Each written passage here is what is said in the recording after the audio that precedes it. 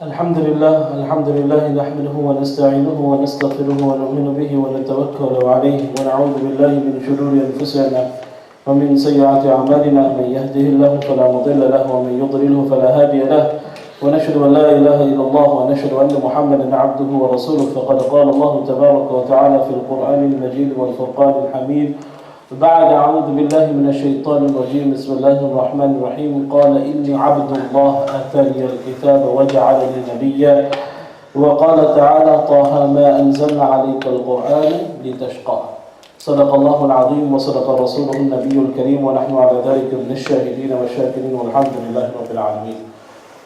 Dear respected ulama kiram, hufad kiram, seniors and elders, friends, dear viewers and listeners, in tonight's recital, continuation of Surah Al-Kahf, we're on the latter part of Surah Al-Kahf where we're discussing regarding an incident that happened between Sayyidina Musa alayhi salatu wasalam and Khidr. There is contentious issue as to whether Khidr was an angel or whether he's a prophet, but I'm not going to go into that or delve into that particular topic. But let's just keep it as it is. Anyway, the discussion happens as follows. Where Sayyidina Musa alayhi salatu wasalam is addressing the Bani Israel, and he tells the people that Allah has granted me complete knowledge and so forth. Allah has granted, this is the knowledge from Allah subhanahu wa ta'ala, and I have the complete knowledge of it. Just then from a man from the crowd questioned Sayyidina Musa alayhi salatu wasalam, is there anyone who has more knowledge than you? Sayyidina Musa alayhi salatu wasalam said no.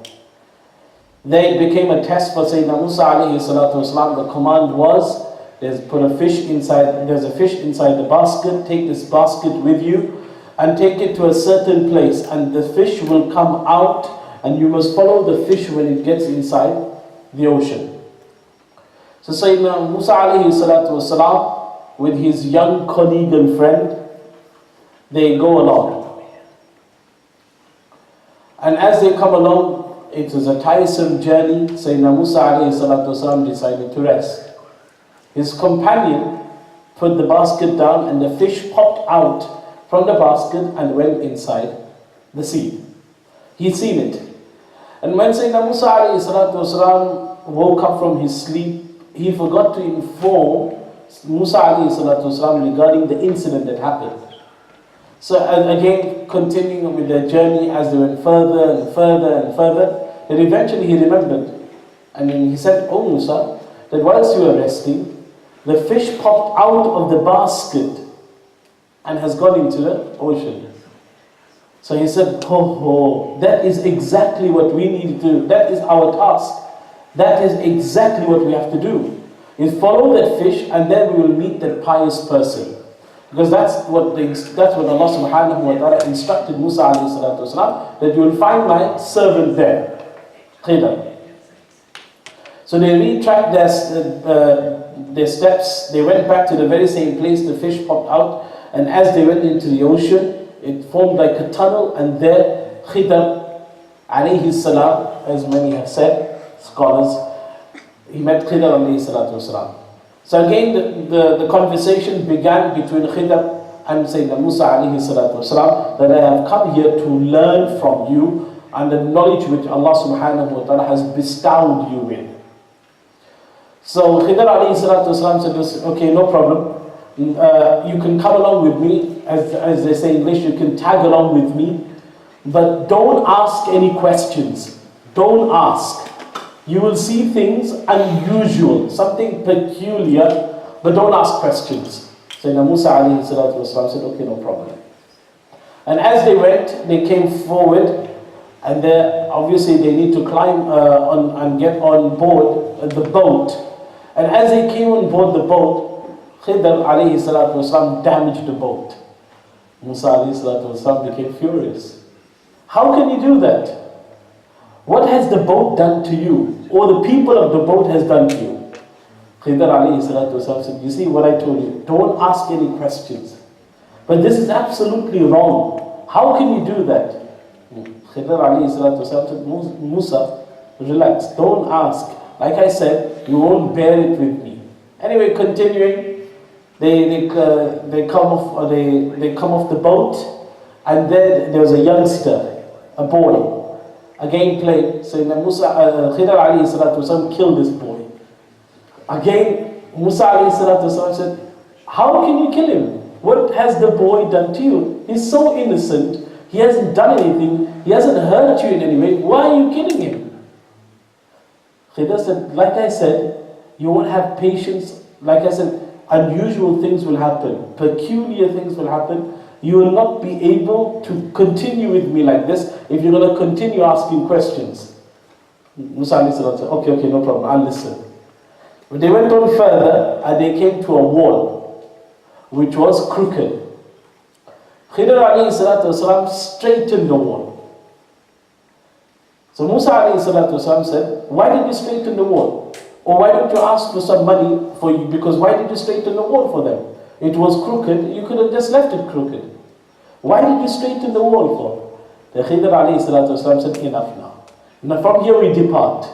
The simple reason is, like I said, unusual things will occur. You've got to be patient and perseverance, and then only you will understand the knowledge of Allah subhanahu wa ta'ala. And then he explained the boat. The boat, it belonged to poor people.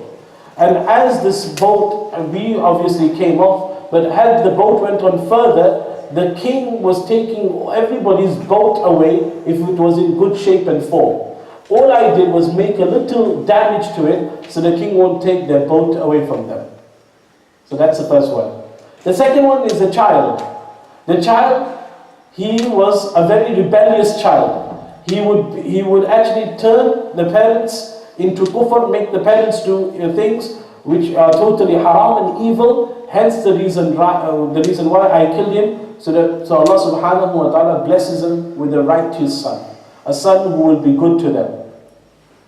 And as far as the third incident of the crooked wall, the pious father had left treasures underneath for 2 orphans.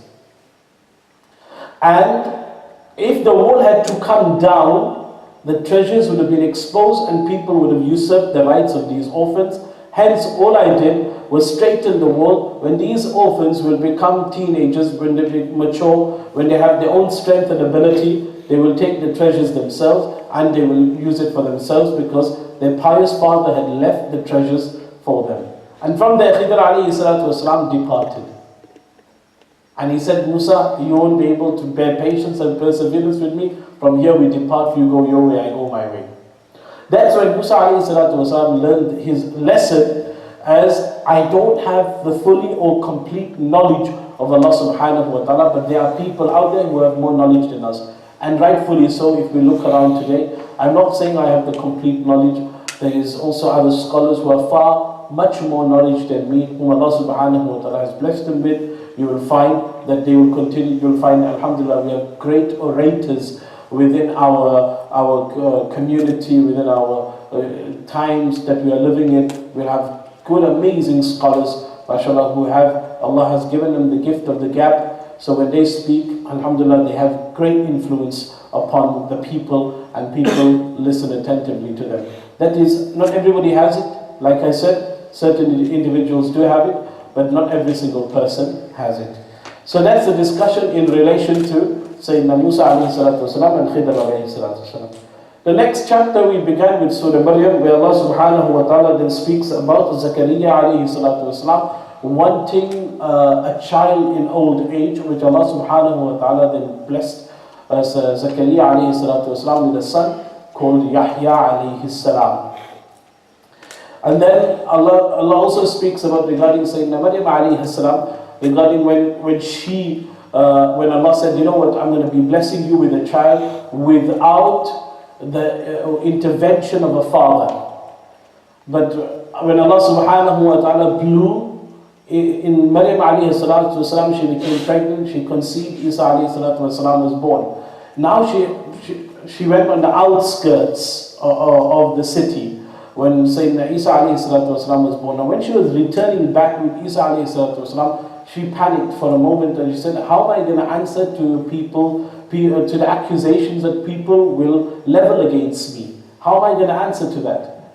So it was simple. Allah subhanahu wa ta'ala says, you just keep absolute silent, Allah will make things happen. And that's when Sayyidina Isa alayhi salatu wasalam spoke from his cradle, قَالَ إِنِّي عَبْدُ اللَّهِ آتَانِيَ الْكِتَابَ وَجَعَلَنِي نَبِيًّا. They started accusing, because even the people at the church, at the monastery, where Maryam alayhi salatu wasalam was at, they said, Maryam, your parents wasn't so wicked, or you've come with a child without a father. Who is the father of the child? So Maryam alayhi salatu wasalam did not say anything, and that was the time where Isa alayhi salatu wasalam said, قَالَ إِنِّي عَبْدُ اللَّهِ, I am the servant of Allah. آتَانِيَ الْكِتَابَ وَجَعَلَنِي نَبِيًّا. Allah has given me the book and made me the prophet of Allah subhanahu wa ta'ala. So we learn from, at times, that people will accuse us and they will level accusation against us. At times it is better to keep quiet. And at times, obviously, we need to clear the air, so we need to clear our name. So we step forward and then we explain. An incident with, then further on we spoke about regarding, in tonight's recital was in relation to Sayyidina Ibrahim alayhi salatu wasalam and his father. The discussion that happened between the father and son. When Sayyidina Ibrahim alayhi salatu wasalam told his father that Allah has given me a knowledge which you do not know. And قال إني عبد قال يا أبت لا تعبد الشيطان إن الشيطان كان للرحمن عصيا. That, oh my father, you're worshipping the Satan. How can you worship shaitan, that is worshipping the idols? So eventually, as he was giving da'wah to his father, the father became absolutely furious and agitated and aggravated. So he said, لَإِن لَمْ تَنْتَهِ لَأَرْجُمَنَّكَ وَهْجُرْنِي مَلِيًّا. That if you don't stop talking bad about the idols, I will pelt you. And then immediately Ibrahim alayhi salatu wasalam obviously realized the anger, the aggravation of the father. And then he said, قَالَ سَلَامٌ عَلَيْكَ سَأَسْتَغْفِرُ لَكَ رَبِّي. That, you know what, peace be upon you. سَأَسْتَغْفِرُ لَكَ رَبِّي. I will continue to ask Allah subhanahu wa ta'ala for forgiveness on your behalf. Although his father wasn't a Muslim, but I will ask Allah subhanahu wa ta'ala for forgiveness on your behalf. The question then arises that if our parents are non-Muslim and we have become Muslim, can we ask for forgiveness on their behalf? No. Because they are not Muslims. Likewise, the exactly same thing happened with Abu Talib. When the Prophet ﷺ's uncle passed away, the Prophet ﷺ obviously was trying to convince Abu Talib to accept the message. Just say it once, and then I will look after you afterwards, because I will intercede on your behalf. And on the other side was Abu Jahl and his cronies that were sitting there informing Abu Talib that don't leave the religion of your forefathers. Eventually Abu Talib passed away in a manner that he did not accept Islam. So the Prophet ﷺ continued thereafterwards that I will ask Allah subhanahu wa ta'ala for forgiveness till revelation comes down that I should stop. And then eventually it was told to the Prophet ﷺ that you cannot ask for forgiveness for the disbelievers, only for the Muslims. Then we had the next chapter, which is Surah Al-Taha. Surah Taha is an amazing surah. It is in relation to Musa alayhi salatu wasalam, his discussion with Fir'aun. Again, the famous dua that he made, قَالَ رَبِّ اشْرَحْ لِي, because he would stutter his speech. So قال رب اشرح لي صدري ويسر لي أمري واحلل عقدة من لساني يفقهوا قولي. Open my chest, open my bosom, so I'd be able to speak to him in such a manner that I don't stutter, but I do it in a fluent way.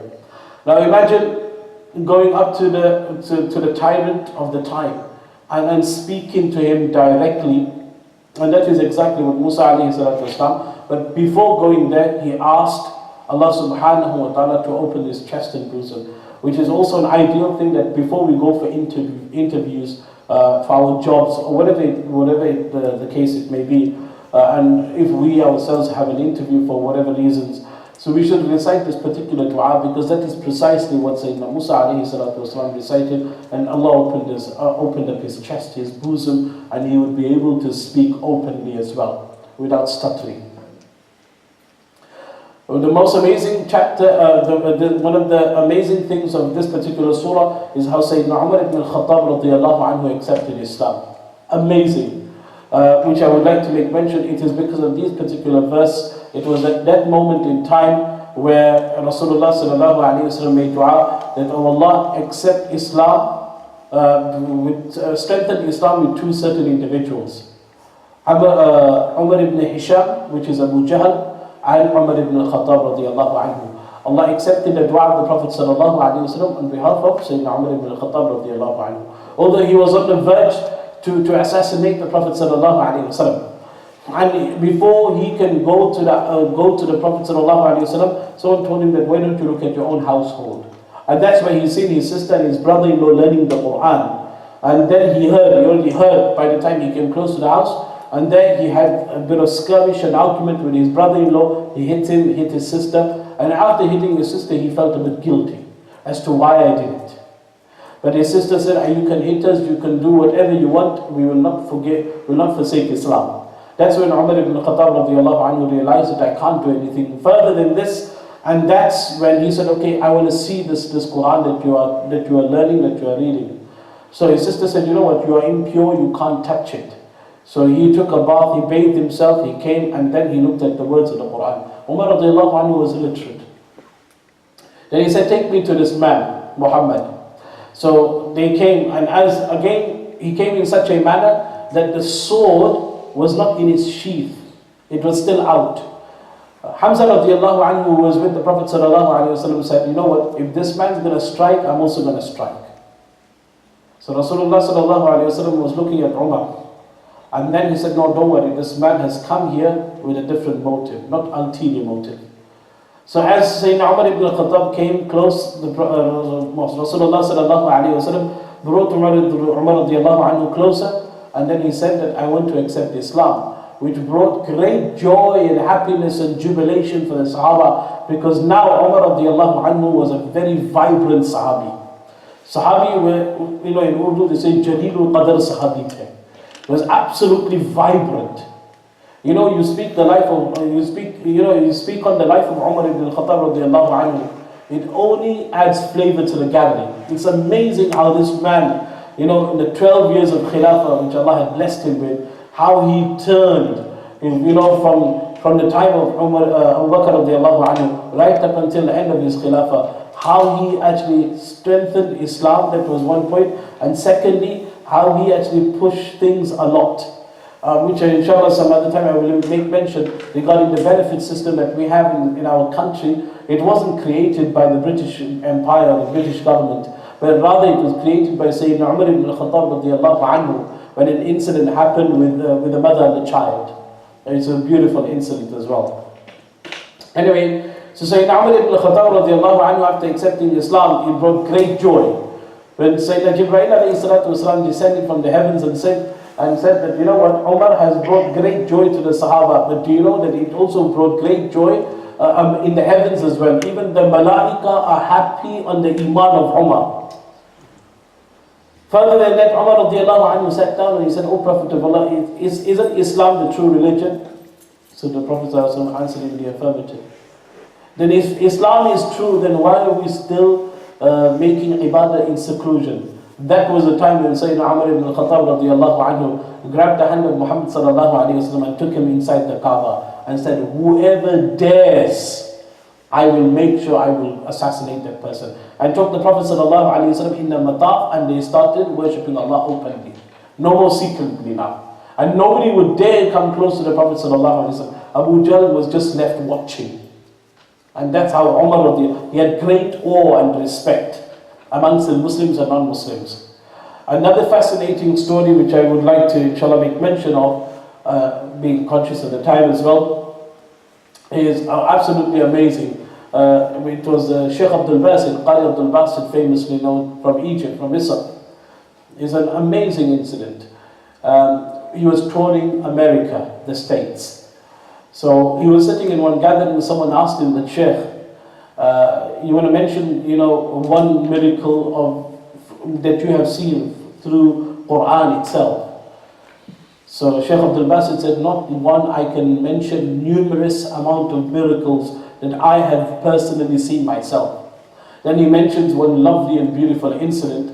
That time, obviously, Russia, that time was the Soviet Union. So he was the president of that time. He was invited by the Soviet Union because the Soviet Union wanted to make Egypt the technological giant of the time.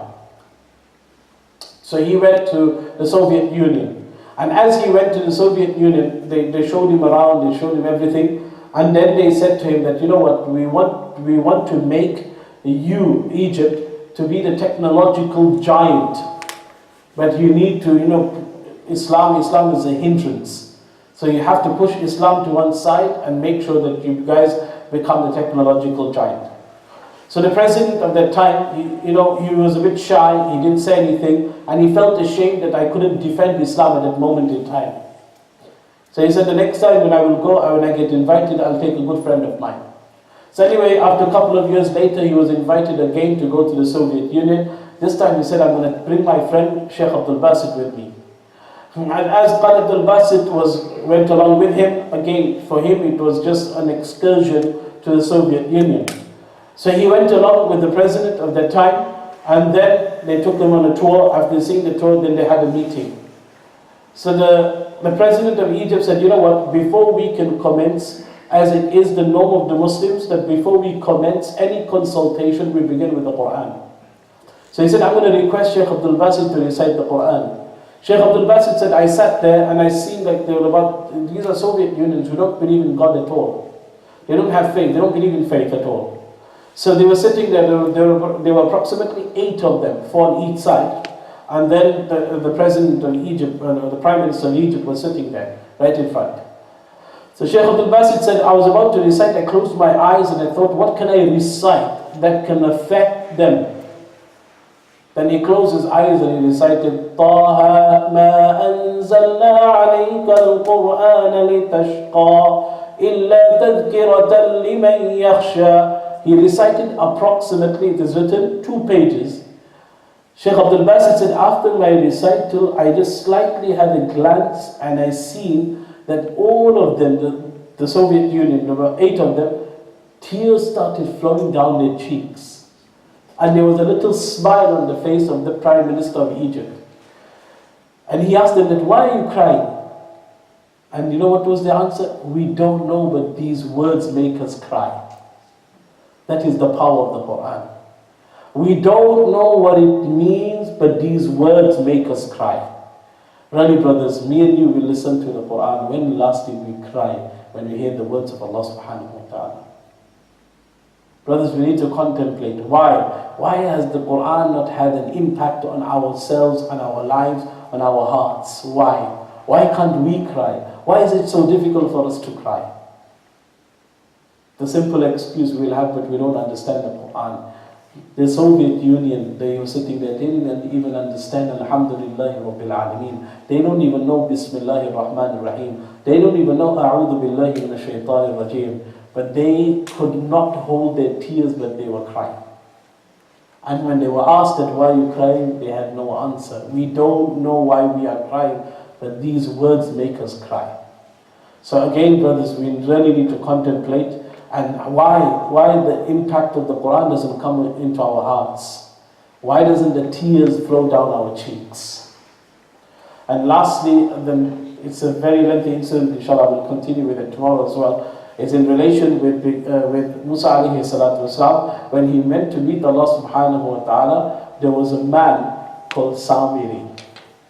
He is the man who initiated the worshipping of the calf. How did it happen? Inshallah, we'll continue tomorrow with it, the incident, so that inshallah we'll have a better understanding. It's quite lengthy, but I will discuss it with you, inshallah. We make dua to Allah subhanahu wa ta'ala. He gives us a true understanding of deen, and He gives us the ability to, when we listen to the Quran, it has an impact on our hearts and our lives. Wa akhiru da'wana alhamdulillahi rabbil alamin. Subhanallah wa bihamdihi, subhanallahi wa bihamdihi.